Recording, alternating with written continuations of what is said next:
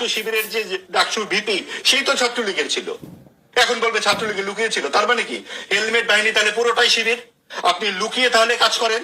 আপনি এখন লুকিয়ে লুকিয়ে কি করছেন আমরা তো জানি না। আপনাকে লুকোতে হয় কেন? কেন আপনি মুখ দেখাতে পারেন না? এইগুলো খুব যুক্তিসঙ্গত প্রশ্ন। কিন্তু আপনি যখন নিজের পরিচয় গোপন করে আপনাকে আন্দোলন করতে হয়, সেই আন্দোলনের মাঝে যে তা কি থাকে? আপনার যদি সেই আত্মবিশ্বাস থাকে, আপনি আপনার পরিচয় সামনে নিয়ে আসুন না। আপনাদের এই জায়গাগুলোকে ক্লিয়ার করতে হবে। আপনি আপনার সময় বলবেন, আপনি আপনার অবশ্যই জনগণ বলবে। সরলমতি জনগণকে ধর্মের নামে বিভ্রান্ত করা যাবে না। এইটাই সাম্প্রদায়িক রাজনীতি। সেই সাম্প্রদায়িক রাজনীতির বিরুদ্ধে উনি বললেন অসাম্প্রদায়িকতা ভারত থেকে আবিষ্কার করা। ভারত থেকে আবিষ্কার করতে হবে কেন? ভারত তো হিন্দু রাষ্ট্র, তাহলে তো আমরা হিন্দু রাষ্ট্র হতাম। পাকিস্তান থেকেও আমাদের মুসলমান রাষ্ট্র আবিষ্কার করতে হবে না।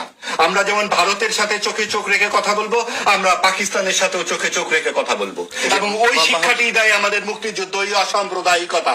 একটি মাত্র দেশ, যেই দেশ ভাষা থেকে হয়েছে, বাংলা ভাষা, সেখানে যদি নির্বাচন করে ইন্ডিয়া বইয়া 200 আসন পাইবো, 200 হাল করতে পারে হাসিনা কে ফার্স্ট। প্রচারও লাগতো না, মানুষ জানবো গতিক পাইনি, প্রচারও লাগতো না, গরমই বাস করবো।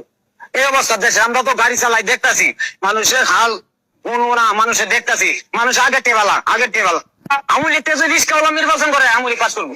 আর গাড়ি নৌকা তো আর নাহলে স্বজন তো আওয়ামী লীগটা দাঁড়াবে তো, আওয়ামী লীগটা খালি দাঁড়াবে তো। আমার মতো রিস্কাওয়ালা যদি শেখ হাসিনা বাড়া যে তোমার দিয়ে দিলাম ভোট দিব, মানুষে চোখ ফুন দিয়া